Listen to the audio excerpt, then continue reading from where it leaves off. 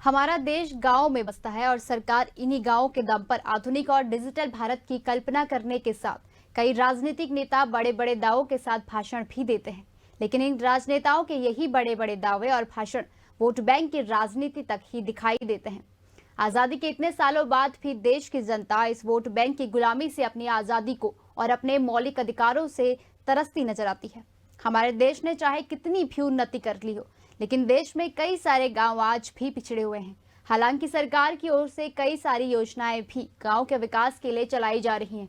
बावजूद इसके सरकार की इन्हीं योजनाओं की पोल खोलती एक तस्वीर हम आपको दिखाएंगे, जिसे देखकर आपका दिल पसीज जाएगा। नमस्कार, मैं हूं आपके साथ आयशा डंडियाल। दरअसल हम बात करने जा रहे हैं मध्य प्रदेश के बालाघाट जिले के वन बैगा आदिवासियों की, जिनके जीवन को बेहतर बनाने के लिए प्रदेश की शिवराज सरकार बड़े बड़े दावे करती है। हम बताएंगे आज आपको सरकार के बड़े बड़े दावों की जमीनी हकीकत, जो सच्चाई बयां करती है। देखिए हमारी खास रिपोर्ट में।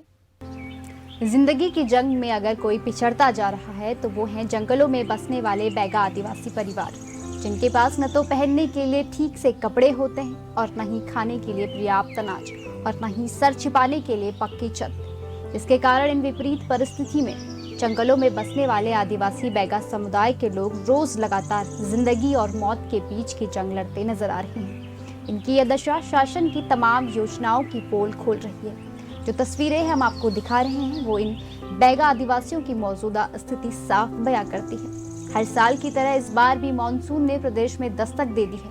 वहीं तेज हवा और आंधी तूफानों के साथ बालाघाट जिले में भी मानसून ने अपनी दस्तक दे दी है। लेकिन मानसून की आहट से कई आदिवासी परिवार ऐसे हैं जो गहरी चिंता में डूब गए हैं। वो चिंता इसलिए है क्योंकि आजादी के इतने सालों बाद भी और सरकार की ओर से चलाई जा रही योजनाओं के बावजूद भी उनके पास रहने को पक्की छत नहीं है। पक्के आवास की लालसा अब उन्हें जिंदगी की जंग में पिछड़ने को मजबूर कर रही है। भले ही शिवराज सरकार इन बैगा आदिवासियों के विकास के बड़े बड़े दावे कर रही है और इनके बेहतर जीवन के लिए दम भर रही है, बावजूद इसके आज भी प्रदेश के कई बैगा आदिवासी परिवार पक्की छत को तरस रहे हैं। और आज भी प्रदेश में बीजेपी की इतने सालों से लगातार सरकार होने के बावजूद ये बैगा आदिवासी झोपड़ियों में आज भी जिंदगी गुजारने को मजबूर हैं। आदिवासियों की यह मजबूरी और दुर्दशा आज भी इस डिजिटल भारत में नेताओं की वोट बैंक की सच्चाई बयां कर रही है। दरअसल पिछले दिनों न्यूज भारत की टीम मध्य प्रदेश के आदिवासी बाहुल्य इलाके बालाघाट जिले की लांजी तहसील के उन गांवों में पहुंची जो विकास से अछूते रह गए। देवरवेली पंचायत का सायर संदूका उन गांवों में से एक है जहां आदिवासियों को शासन की योजनाओं का लाभ नसीब नहीं हो रहा है।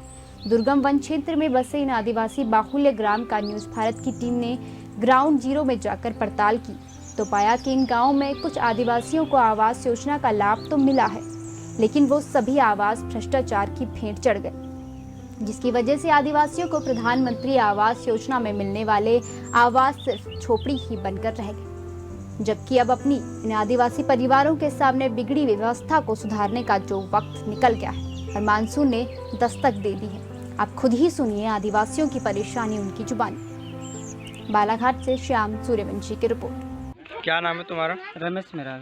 अभी कौन सा काम चल रहा है घर में? अभी तो ये थोड़ा सा चुन्नी में रेशन कर रहा हूँ साहब, ईंटा सीमेंट डाल रहा हूँ। अच्छा, हाँ। मकान बना रहे हो? हाँ थोड़ा सा। क्यों, पीएम आवास का लाभ नहीं मिला क्या? कुछ नहीं मिलता साहब हमारे को।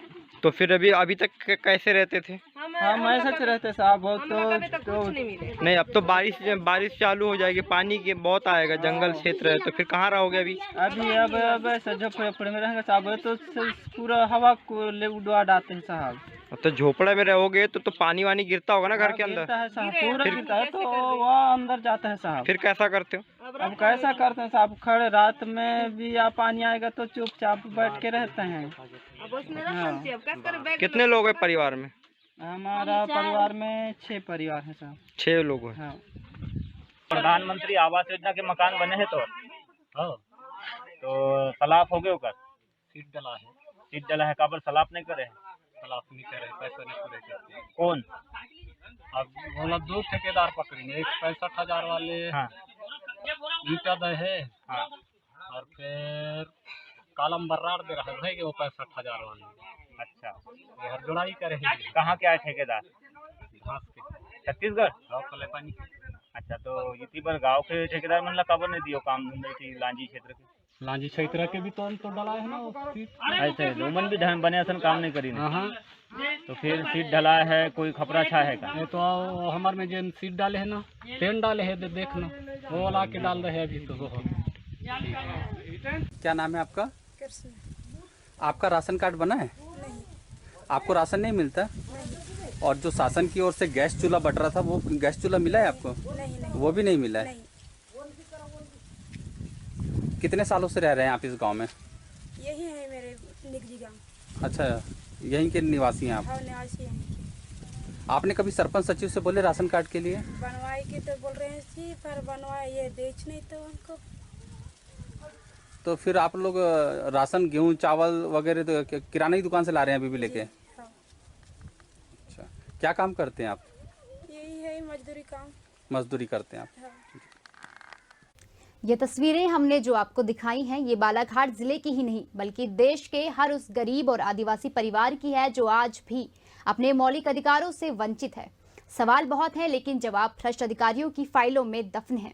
डिजिटल भारत का दम भरने वाली सरकार को चाहिए कि वो इन गरीब बैगा आदिवासियों की सुध ले और इन्हें इनके मौलिक अधिकार मुहैया कराए जिससे कि ये लोग अपना सामान्य तौर पर जीवन जी सके। साथ ही सिस्टम में बैठे उन भ्रष्ट अधिकारियों पर भी कार्रवाई कर सके जो इन बैगा आदिवासियों तक योजनाओं का लाभ नहीं पहुंचने दे रहे हैं या फिर यूं कहें कि नहीं पहुंचा रहे हैं। फिलहाल हमारी इस खास पेशकश में इतना ही। खबरों में लगातार बने रहने के लिए आप देखते रहिए न्यूज़ भारत। नमस्कार।